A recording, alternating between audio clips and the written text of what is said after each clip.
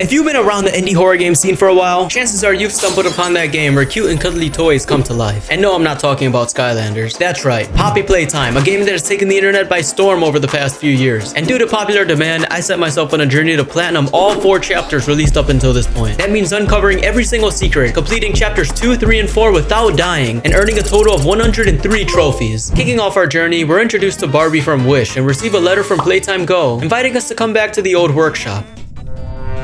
Before we continue, I think it's important mentioning the first chapter only has 6 trophies. In fact, they didn't even feel the need to include a platinum trophy because of how easy it is. So with that out of the way, we enter the first chapter. This level mainly serves as a tutorial, introducing us to the various gameplay mechanics. We learn we can collect VHS tapes, which can be played to unlock additional lore. And I mention this because one of the trophies for every chapter requires that we play every single VHS tape. We acquire this device which allows us to shoot a mechanical hand across the room, and using it on this hand reader allows us to unlock doors, apparently. And upon entering this room, we meet our first friend. What the hell? And I obtained my first trophy for pressing this button, listening to Huggy Wuggy's theme song. We then learn that we need to turn on the power by using our mechanical arm to complete a circuit. Yeah, this is awesome.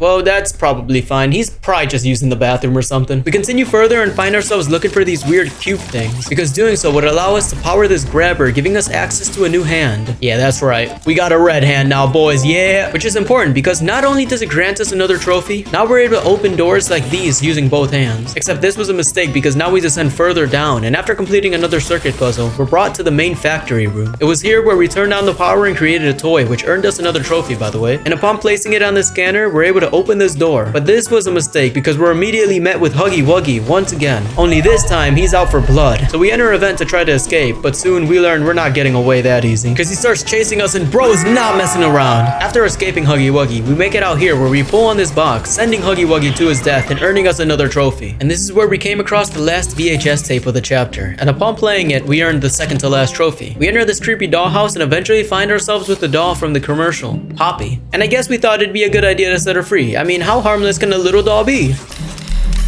You opened my case. And with chapter 1 in the bag, it's time to move on to chapter 2. Fly in a web. Yeah, this is gonna be fun. This chapter starts off right where we left off, except Poppy's gone. So our task here is to look for her, and in doing so, we find this Huggy Wuggy cutout, and knocking it over earns us the first trophy in this level. We then get this key so we can enter this room where we find one of 9 trophies we'll be coming across throughout the chapter. And collecting each will earn us a trophy, which I'd be mad if it didn't, hence the name. After breaking off this vent and making our way into this room, we meet Poppy, who tells us that she'll help us escape as a quid pro quo for freeing her from her box. So we follow Poppy, who doesn't seem to have much concern over her safety, cause what do you mean I'm supposed to swing across that? Luckily, I used my pro gamer skills to make it across and catch up with Poppy, and whoa!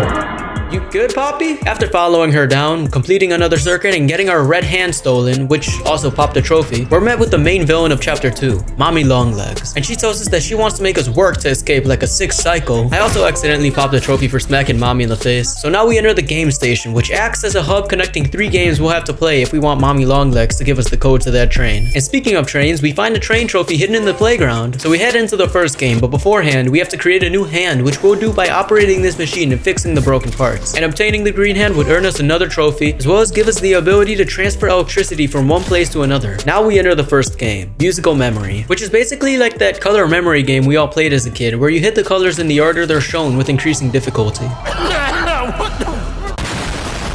And we have to do all this while this bunny dude's descending down on us. Beating this minigame earns us an achievement, and luckily I was able to complete it without messing up, which also secured Memory Master. Yeah, I'm not gonna lie, I'm the GOAT when it comes to these games. With 1 out of 3 minigames down, we started heading back to the game station. However, we had to complete a quick puzzle first, and it was here where we found our 3rd golden trophy, along with this dinosaur who will tell us jokes if we press this button.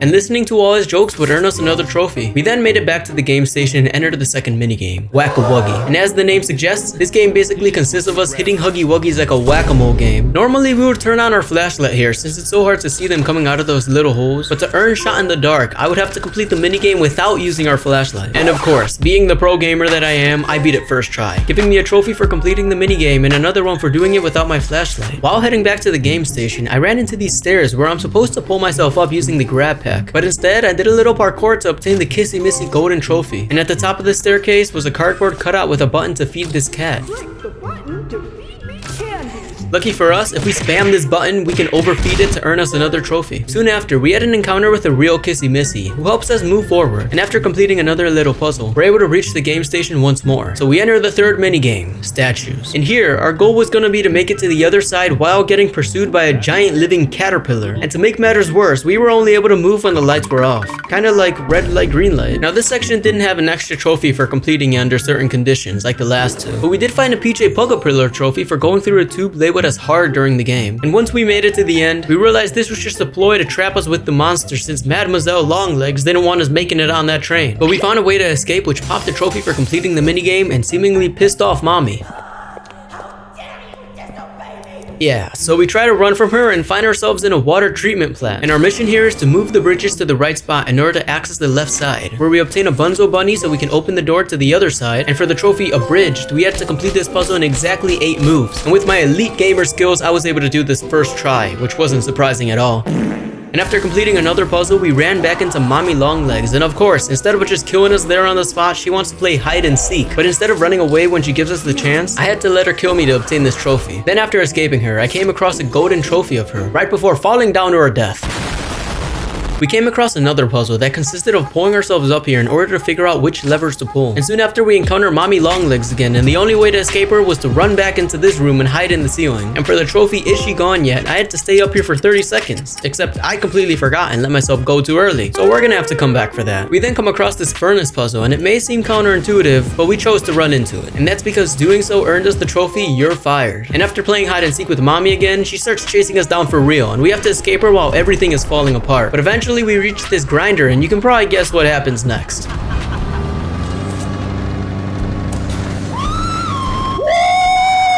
This earned us another trophy, and we started to head back to the game station, but not before stopping to acquire the last VHS tape in the chapter, pop in one more trophy. We then freed Poppy and acquired the third train code. So I made my way back down and started deciphering the code. And while I'm doing that, if I could direct your attention to the subscribe button, it really helps out the channel. And oh hey, the train is on. Oh, and I also pulled the train whistle 3 times to earn Whistleblower. However, this success is short-lived because Poppy reroutes the train and forces us to stay, giving me Bendy Chapter 3 flashbacks and popping another trophy as we complete the chapter. So now it was time to get some cleanup trophies. However, some of these would require me to actually lock in because to earn these 2 trophies, I would have to complete the entire chapter in under 45 minutes without dying. Luckily, the rest of the trophies I was able to obtain with relative ease. I was able to pop Bad Listener for waiting in this room while Poppy was telling us to Get on up here. Then I made sure to grab the hand trophy I missed earlier along with the rest of the notes, giving me Avid Reader. And surprisingly, I did all this while completing the game in less than 45 minutes and, of course, without any deaths, earning us the Platinum Trophy for Poppy Playtime Chapter 2. And with 2 plats down, we're moving on to the 3rd chapter, Deep Sleep. Little did I know, this is where the challenge would start getting difficult, because let's just say this plat was going to take several playthroughs to complete.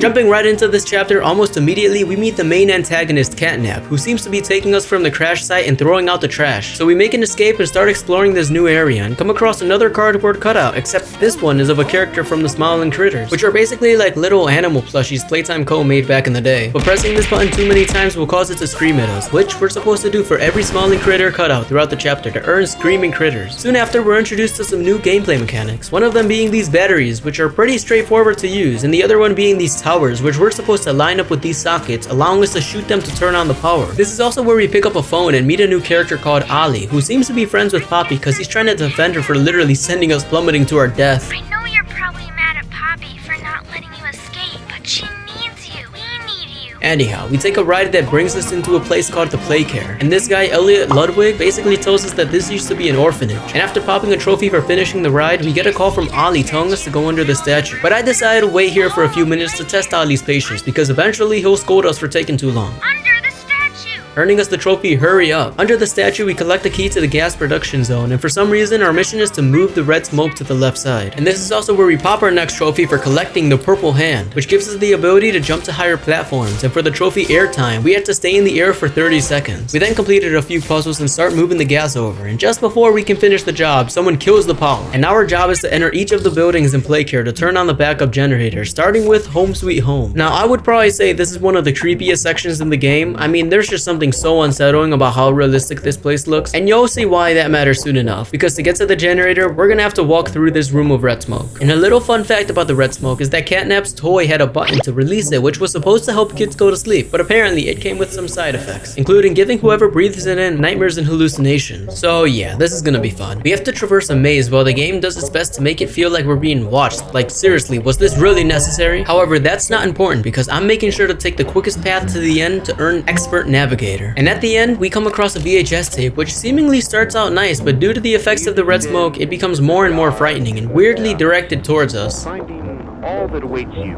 incomprehensible or... To the point that this Huggy Wuggy on the screen literally starts crawling out and hunting us down, popping another trophy and causing us to wake back up in the real world. And now we need to figure out how to turn on the generator, but before doing so, we have to get this car to clear a path forward. And we can actually earn Speed Demon for standing on top of it like so.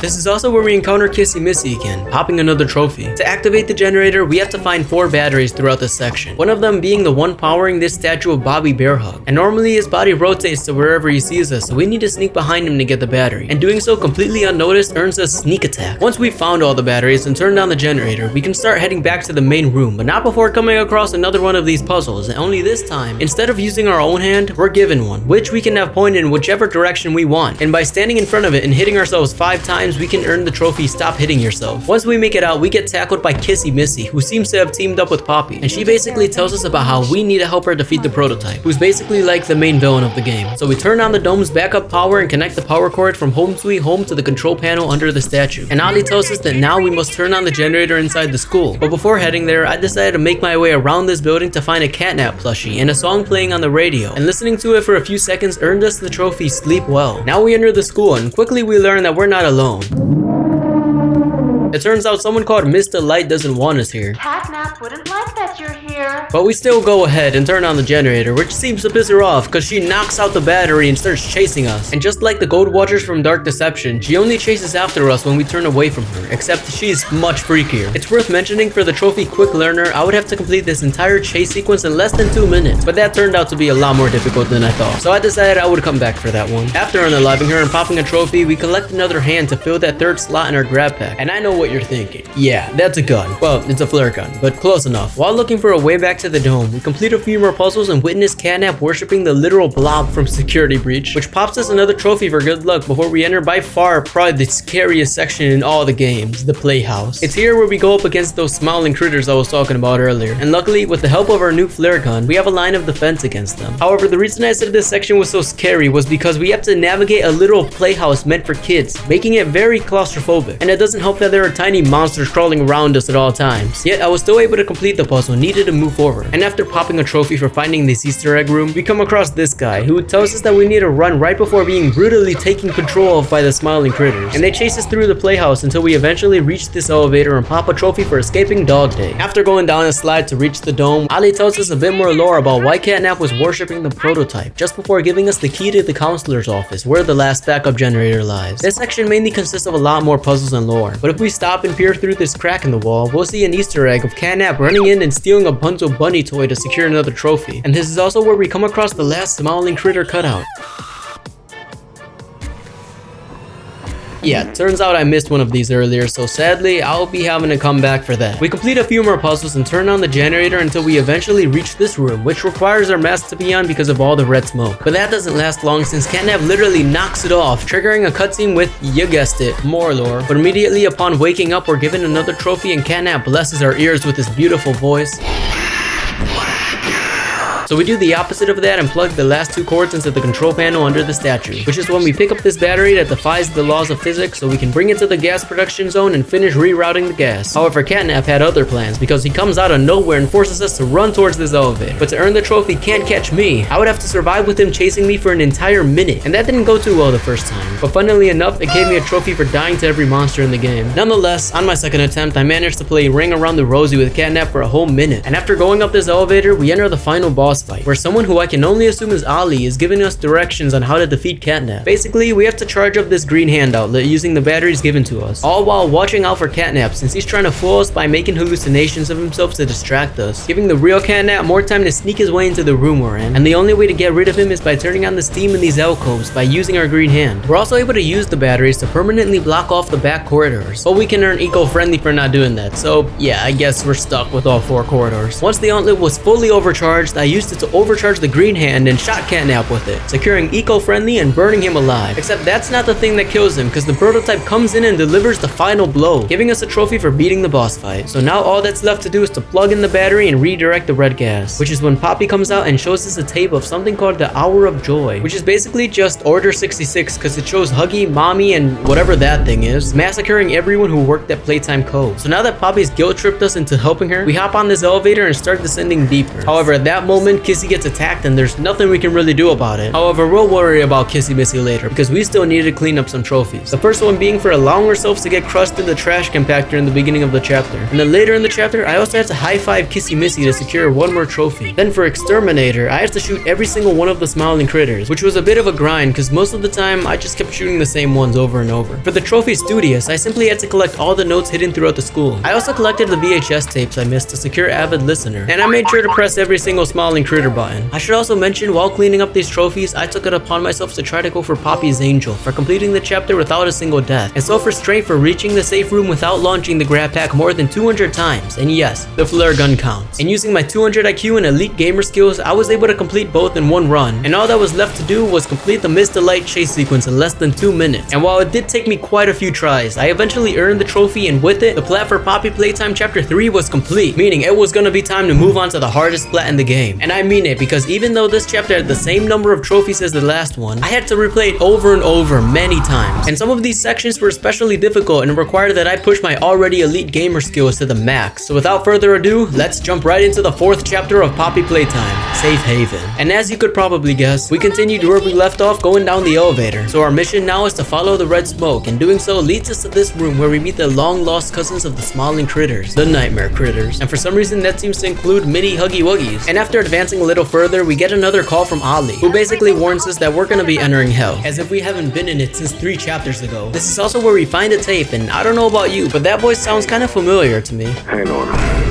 Soon after, we meet the character with the most aura in the game. His name's the Doctor, aka Harley Sawyer, and he doesn't seem too happy about us being here, so he literally knocks us out and we wake up in a new section called the Prison. And this is also where we re-obtain the red hand, popping the first trophy of this chapter. We then got bombarded by a horde of nightmare critters, and we can fend them off using our flare gun, as well as by closing these doors. Fortunately, unlike the smiling critters, we can take multiple hits from these guys before dying. However, that does mean there's gonna be a lot more of them. And for the trophy Untouchable, I would have to survive the horde of nightmare critters without taking a single hit. Needless to say, this wasn't an easy task, and it took me probably at least 50 tries to complete, but eventually I was able to secure it. And at this point, I felt like I was starting this chapter off strong, but little did I know the horror that awaited me. Soon after, we come across this Yarnaby cutout, and listening to everything he has to say would earn us main attraction. We then headed to the warden's office, where we were able to unlock the next section of the prison. However, this is also where the Doctor attempts to kill us once more using the red smoke, and the only way to get rid of it was to get into this control room and redirect it somewhere else. And after progressing a little further, the Doctor introduces us to his pet. Yeah, remember that guy from earlier?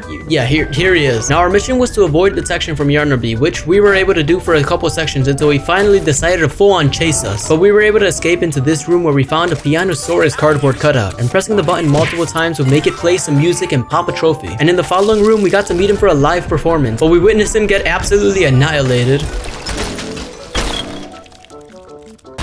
This is where we meet a new friend called Doey, who, if I'm being honest, could totally solo all the other monsters we faced, cause that was insane. Needless to say, we follow him as he leads us to a place called the Safe Haven. But it seems we started going the wrong way because Kissy and Poppy show up out of nowhere to save us from the prototype. But eventually, we all make it to safety, securing another trophy. This is where Poppy drops some more lore about the Hour of Joy. And long story short, we need to go save some orphans, then blow this place up. So now we talk to Doey, who tells us about the Omni Hand, which is pretty much like a master key to everything in the factory. However, he also raises an ethical ethical issue about whether or not it's worth killing everyone just to destroy the prototype. But that's a problem for future me, because now it's time to head into no man's land to defeat the Doctor. And after popping a couple more trophies for eavesdropping on Dowie and Poppy and listening to Dowie's cardboard cutout, we run back into Yarnaby. And in this section, we basically have to power up 3 machine stations while he hunts us down, which is already a difficult task in and of itself because there's no outrunning him. So you basically have to try to not get spotted the whole section. Fortunately, there are hiding spots we can use all over the place. Unfortunately, for the trophy you can run, we need to complete this entire section without using any of them. And after very many deaths, I was able to power on this door and escape. But Yarnaby wasn't letting us get away that easy. Luckily, we were able to bait him to grab this hook, and well, I think that speaks for itself. This earned us 2 trophies for defeating Yarnaby and for doing so without using any hiding spots. We then run back into Dowie and learn that his weakness is the cold when this pipe bursts. Apparently, the Doctor is booby-trapped the way to the lair, so Dowie can't even get to him. So it's gonna be our job to take him out. Interestingly enough, the Doctor's body parts seem to be scattered throughout the facility, and we have to destroy each of them if we want to take him out. But before we can do that, we have to find pieces of a code scattered throughout this maze, with one caveat, and that's that this maze is full of red smoke, meaning we need to use an oxygen mask. And unlike chapter 3, this one actually requires oxygen refills to traverse the maze. And for the trophy Hold Your Breath, we need to do this entire section without a single oxygen refill. But because I also wanted to get the notes and the VHS tapes, I decided to just look up the code to get rid of the red smoke. And after popping that trophy, we destroyed another run of the Doctor's organs. And naturally, that pissed him off, and he booby-trapped one of the purple jump pads, causing our purple hand to stop working. He then traps us in a pit with this sheep, and our job now is to avoid him while using these batteries to gain access to this room. Except in it was a friendly critter, and the Doctor says the only way he'll let us escape is if we kill it. There's actually a way to get around this and spare his life for a trophy, but I didn't know that, and sadly, Mr. Dragon here did not make it. Soon after that, we make it to the Doctor's lair. However, he ambushes us and tries to eliminate us for real this time, using an army of robots he can control at any time. But after completing this little segment, we make it back up to what seems like the beating heart of his whole body, except it's his brain. And we cause a system overload, taking out the Doctor once and for all, but then able to obtain the Omni Hand, pop a trophy, and make it back to the safe haven, where Poppy tells us that we must go now to get the orphan. However, Ali calls to warn us that the prototype is outside. So Dowie, being the goat that he is, goes out to distract them. And while he's doing that, we need to fix the generator using our newly acquired Omni Hand, and doing so earned us the trophy Savior of Safe Haven. However, things are about to take a turn because Dowie doesn't come back in time. So Poppy tells us to go plant explosives in the foundation. And it's here where we come across the nightmare critters once again, who seem to be guarding the explosives. But lucky for us, we still got our handy dandy flare gun. So after picking up and placing all the explosives, we guide the red smoke into these pipes, with the goal of making a path where it covers each of these checkpoints. And for the trophy Piping Hotshot, we have to do this in the least possible moves. Now we set off the timer and it's time to dip, but Dowie finds us and witnesses the very explosion he was trying to avoid. We then return to the safe haven to see the aftermath and find Dowie devastated at what we've done. So much so that he starts getting pissed at us and evolves into whatever this is, and he starts full on chasing us. However, after escaping him through the tunnels, we reach this huge mining pit, and it's here where he finds us and triggers the final boss fight of the game. This mainly consists of us sticking these nitrogen canisters onto him, so we can shoot them and freeze them under these industrial saws. And I bet you can guess what comes next.